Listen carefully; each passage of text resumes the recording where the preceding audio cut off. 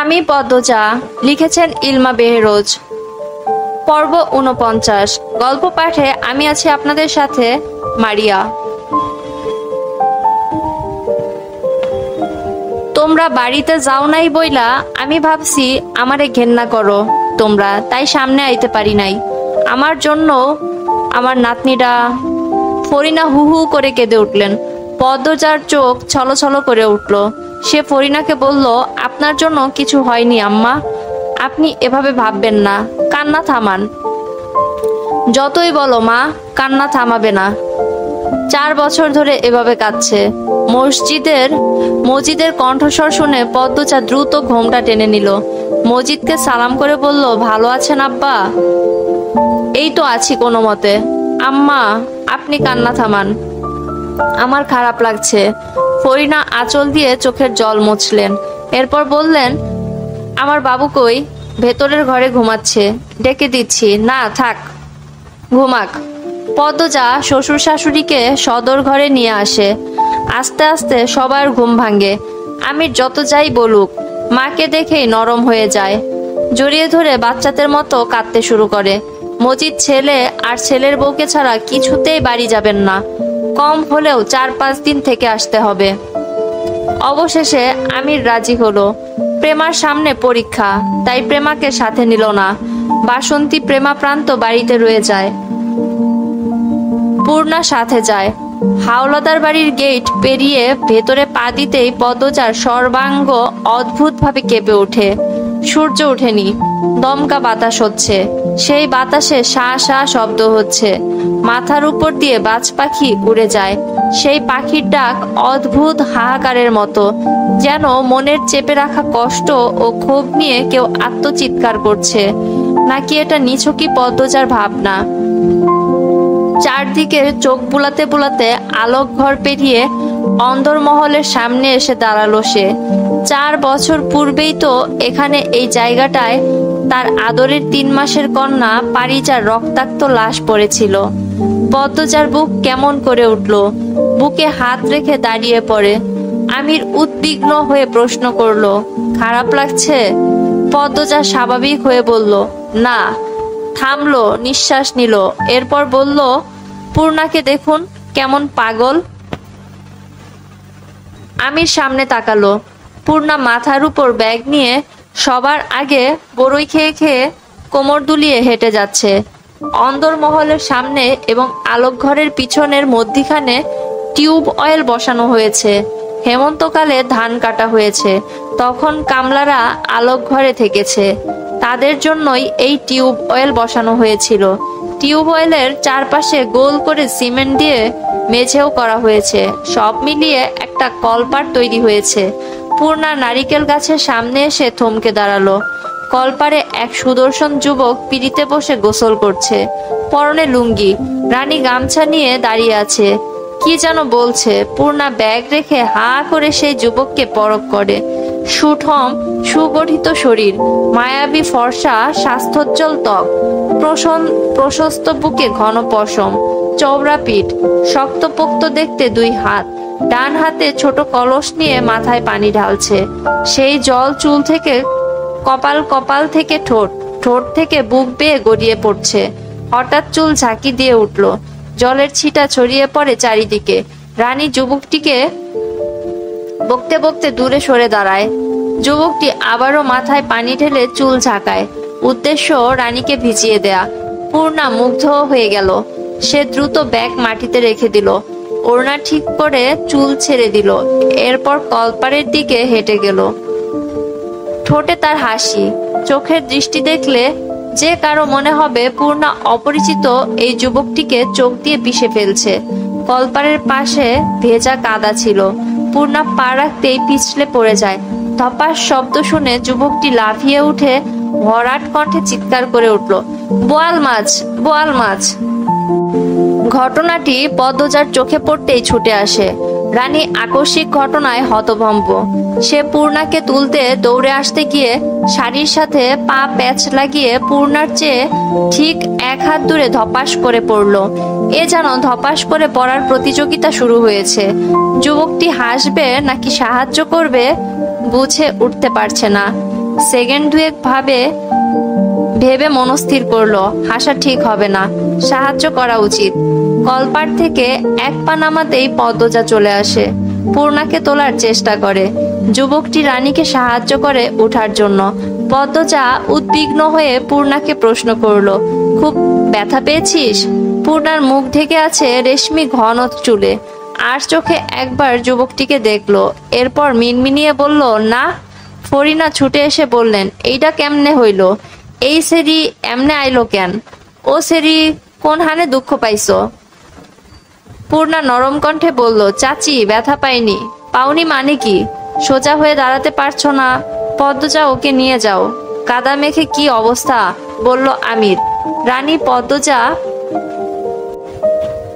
পদ্মজা আর আমিরকে দেখে প্রচন্ড অবাক হয়েছে। খুশিতে তার কাঁদতে ইচ্ছে হচ্ছে। আমিরের পা ছুঁয়ে সালাম করে বলল, দা ভাই তুমি আইসো? পদ্মজা, এতদিনে আমিরের মনে পড়েছে? পদ্মজা মৃদু হেসে বলল, তোমাকে সব সময়ই মনে পড়ে আপা। আমরা পরে অনেক গল্প করব। পূর্ণাকে নিয়ে এখন ভেতরে যাই। পদ্মজা এবং ফরিনা পূর্ণাকে ধরে ধরে অন্দরমহলে নিয়ে গেল। পিছু পিছু রানীও গেল। যুবকটি আমিরের সামনে এসে দাঁড়ালো, হেসে বলল, আসসালামু আলাইকুম আমির ভাই, চিনতে পারতাছেন? আমির যুবকটিকে চেনার চেষ্টা করলো, এরপর বলল, মৃদুল না? জি ভাই। আমিরের হাসি প্রশস্ত হলো।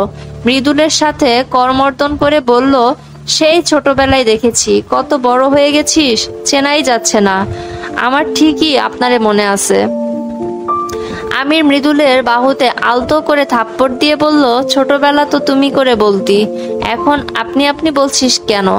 মৃদুল এক হাতে ঘাড় ম্যাসাজ করে হাসলো, এরপর বলল, 16 থেকে 17 বছর পর দেখা হইছে তো।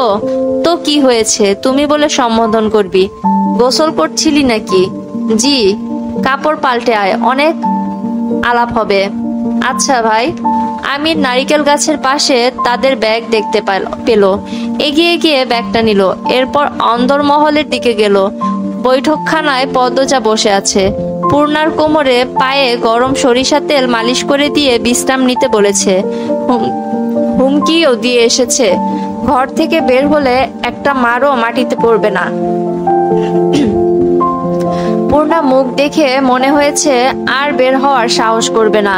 বেশ জোরেই পড়েছিল, পা কোমর লাল হয়ে গেছে। এই বাড়িটা মৃত পায়। আগে তাও মানুষ আছে বলে মনে হতো, এখন মনেই হয় না এই বাড়িতে কেউ থাকে। নির্জীব, স্তব্ধ। রান্নাঘর থেকে বেশ কিছুক্ষণ পর পর টুংটাং শব্দ আসছে। ফরিনা এবং আমিনা তাড়াহুড়ো করে রান্না করছেন।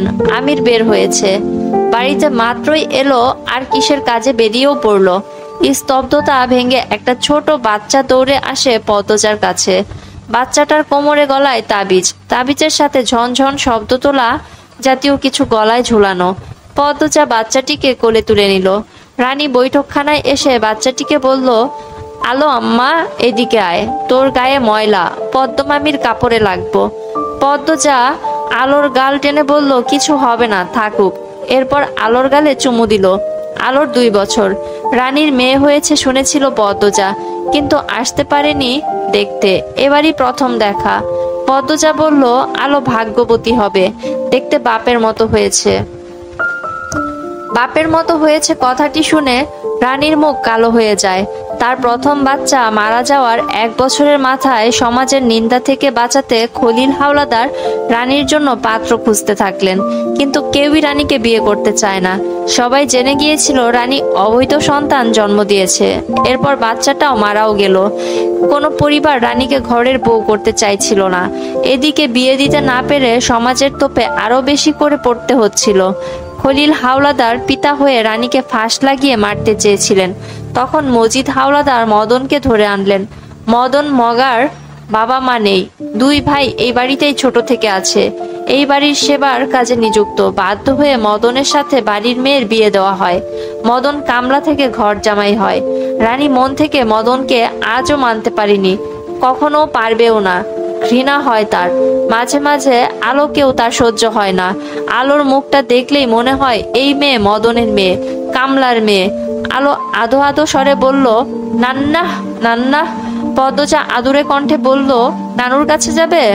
আলো পদ্মজার কোল থেকে নামতে চাইলো। পদ্মজা নামিয়ে দিল। আলো দৌড়ে রান্নাঘরে যায়। রানী বলল, আম্মার জন্য পাগল এই সেরি, সারা বেলা আম্মার লগে লেপটায়া থাকে। তুমি নাকি আলোকে মারধর করো? রানী চমকালো, প্রশ্ন করলো, কেলা কইছে? শুনেছি আলো একটা নিষ্পাপ পবিত্র ফুল, ওর কি দোষ? রানী চুপ করে রইল। পদ্মজা বলল, সব রাগ এইটুকু বাচ্চার উপর ঝাড়া ঠিক না আপা। আমার কষ্টটা বুঝবা না পদ্মজা? বুঝি, এতটা অবুঝ না আমি। আলো মদন ভাইয়ার মেয়ে, এটা ঠিক, কিন্তু তোমারও তো মেয়ে। তোমার গর্ভে ছিল, তোমার রক্ত খেয়েছে 10 মাস। আমি কি আমার শরীরে ভালোবাসি না? বাসি। মাঝে মাঝে খুব রাগ হয় জানো পদ্মজা। আব্দুল ভাইয়ের কথা মনে হইলে আমার সব অসহ্য লাগে, একলা একলা কান্দি। তখন আলো কানলে আমি ওরে 1-2টা থাপ্পড় মারি। পরে আফসোস হয়, কেন মারলাম সেরিডারে?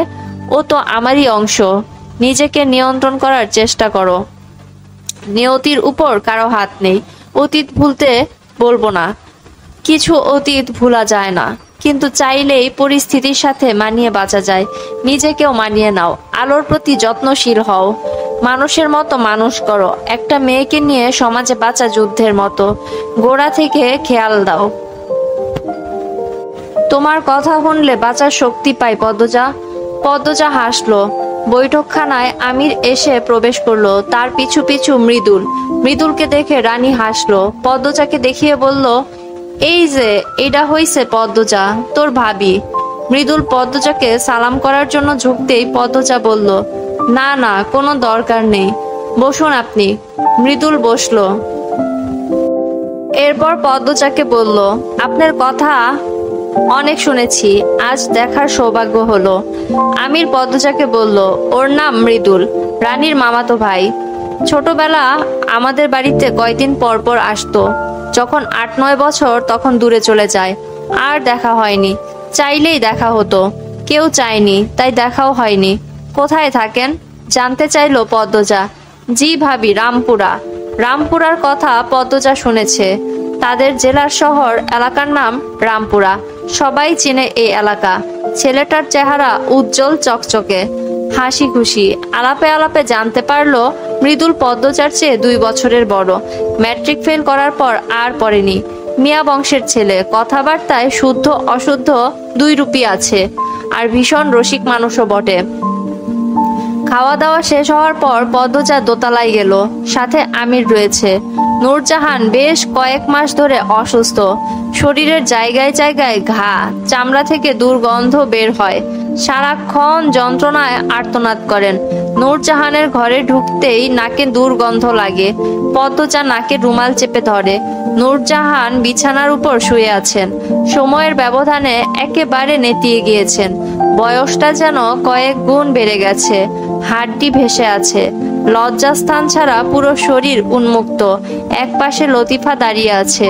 নূরজাহানের মাথার কাছে একজন কবিরাজ বসে রয়েছেন। একটা কৌটা থেকে সবুজ দেখতে তরল কিছু নূরজাহানের ক্ষত স্থানগুলোতে লাগাচ্ছেন। পদ্মজা নূরজাহানের বাম পাশে গিয়ে দাঁড়ালো। নাক থেকে রুমাল সরিয়ে দুর্গন্ধের সাথে মানিয়ে নেওয়ার চেষ্টা করলো। ডাকলো, দাদু দাদু, শুনছেন? নূরজাহান ধীরে ধীরে চোখ খুলেন। পদ্মজা প্রশ্ন করলো, খুব কষ্ট হয়? কোথায় কোথায় বেশি যন্ত্রণা হয়? নূরজাহান শুধু তাকিয়ে রইলেন। চোখ বেয়ে জল গড়িয়ে পড়ে।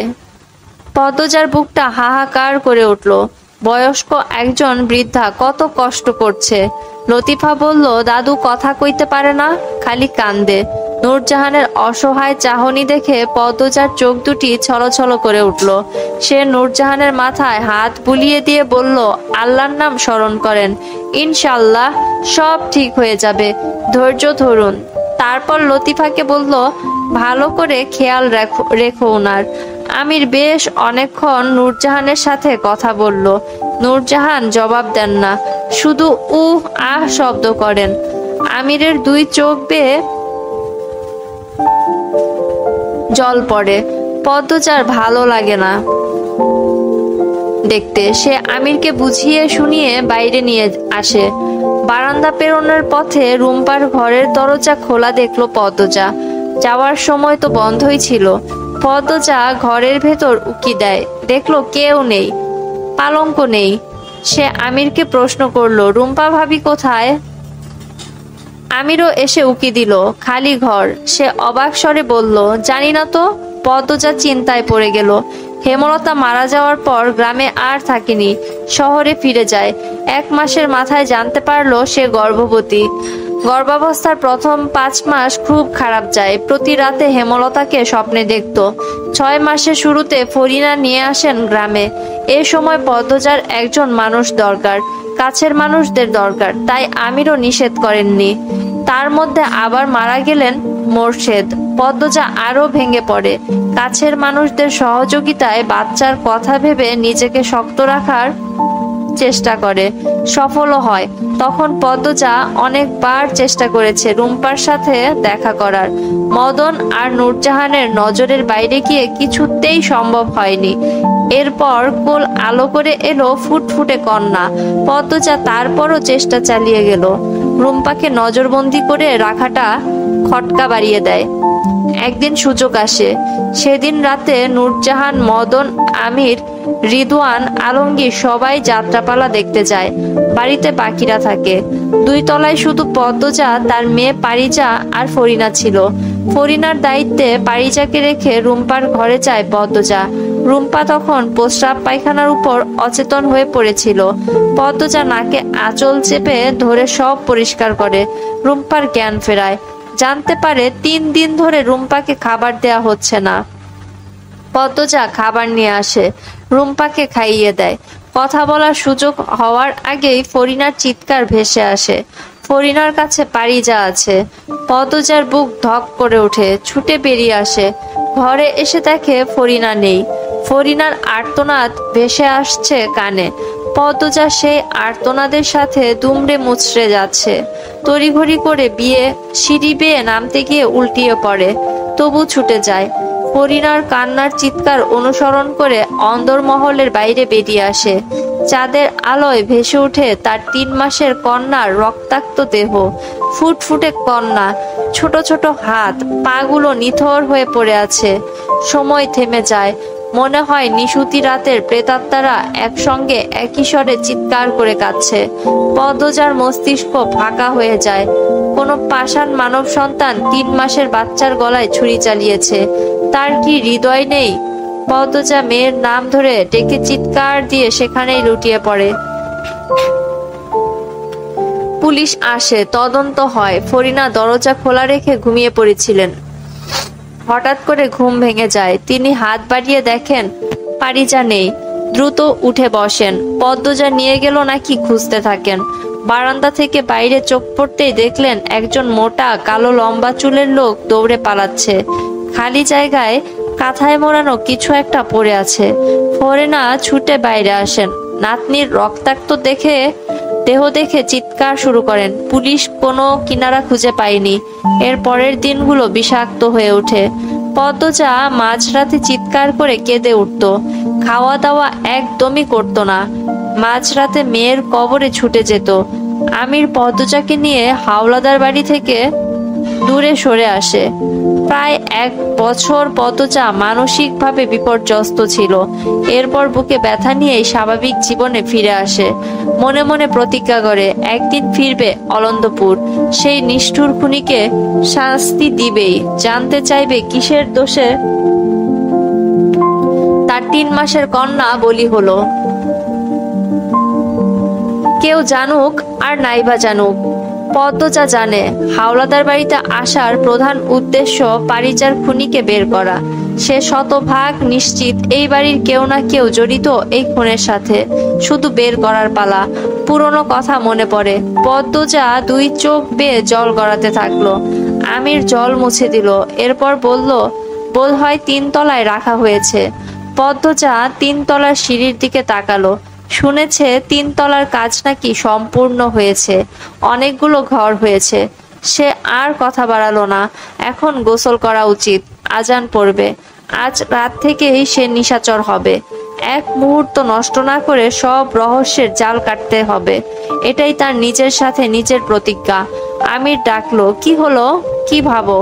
পদ্মজা আমিরের দিকে একবার তাকালো, এরপর চোখ সরিয়ে নিয়ে বলল, কিছু না, ঘরে চলুন। কিছু তো ভাবছিলে? এতদিনের জন্য আসছি গ্রামে, চাকরিটা থাকবে তো? থাকবে না কেন? রফিক কতটা সম্মান করে আমাকে দেখনি? আর তোমার যোগ্যতার কি কমতি আছে? যেখানে ইচ্ছে সেখানেই চাকরি হবে। পদ্মজা থমকে দাঁড়ালো, আমিরের দিকে তাকিয়ে হেসে বলল, আপনি যেখানে ইচ্ছে সেখানে চাকরি করতে দিবেন?